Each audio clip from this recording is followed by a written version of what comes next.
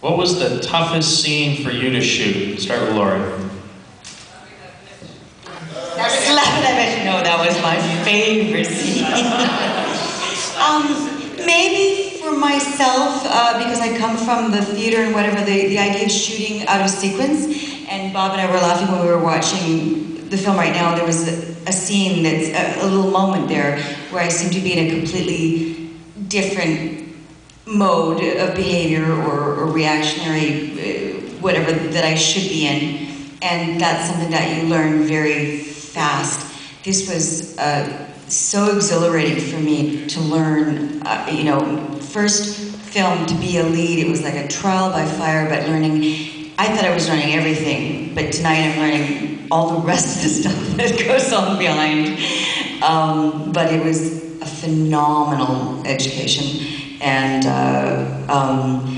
you know, the few people that had done 2 films, they were the ones that we turned to. They were the experienced people, because this was like a very sort of early days in a Canadian film industry and Canadian film boom, and it was really, really so exciting to be a part of it, you know, just to be like the young and the brave and the fearless, and then, you know, to have the leaders like we had, like, you know, George and Bob and whatever, shepherding us. I do remember one particular moment where Cynthia and I, being the professionals that we were, wanted to get in character for the next scene, and in our high heels and our skirts and boots and whatever, we're running.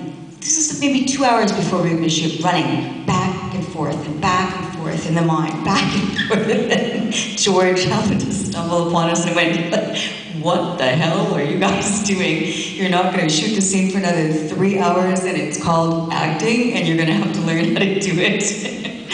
So, you know, learned a lot about the process of filmmaking as opposed to being in the theater and needing to hold your energy and do the preparation, but wait for the release for the camera, and learning about the masters and the close-ups and all that stuff. So huge discovery for me. So that was the hardest thing to acquire from my background.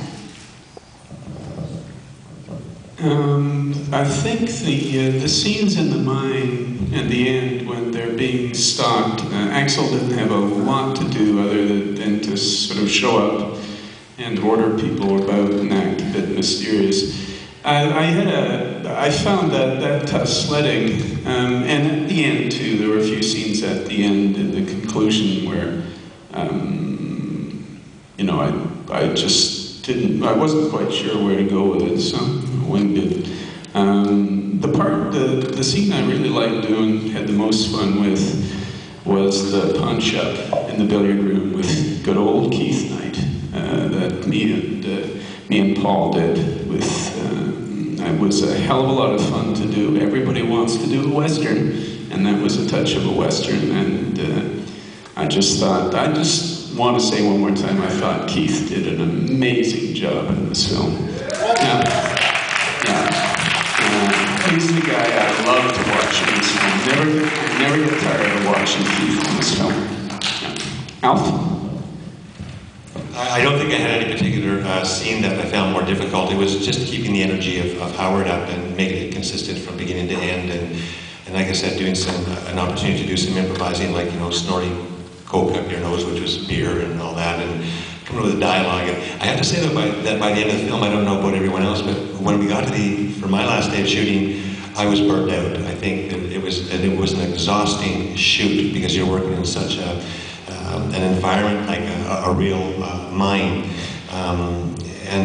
So that's really about it. It's just being consistent and being truthful to the character that you started out with. That it's true from the beginning, through the middle, and then towards the end, and to the end, the very end.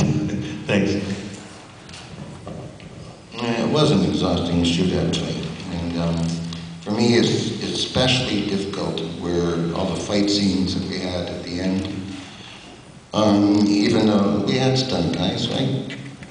There's stunt guys who actually do it in full force, you know, at the right speed and everything. But we still have to do it, and you're doing it just a little slower than the people who are really doing it.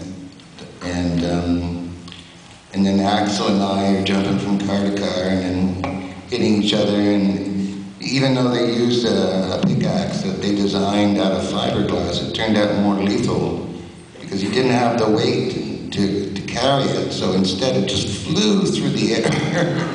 And it was just frightening. Yeah, that was the toughest part, was doing all the fights and jumping around. I mean, those are real trains. They really are going at, you know, a certain amount of miles an hour. You know, anything can happen. You know, that's not planned, for example.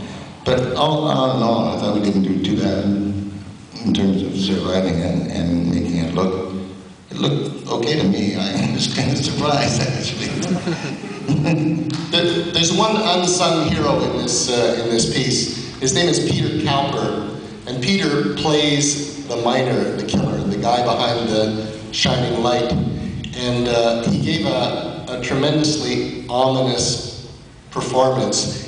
And the reason he did that is because, as he said on many occasions, he would lift the corner of his mask in which it was completely fogged, and he would say, "Bob, I can't see anything." And I'd say, "Put the mask back on and keep walking." "Okay." So here's the Peter Cowper, the killer. I think we should wrap it up on that note. I think you guys should squeeze in, and anyone that wants to get a picture, now's a good time.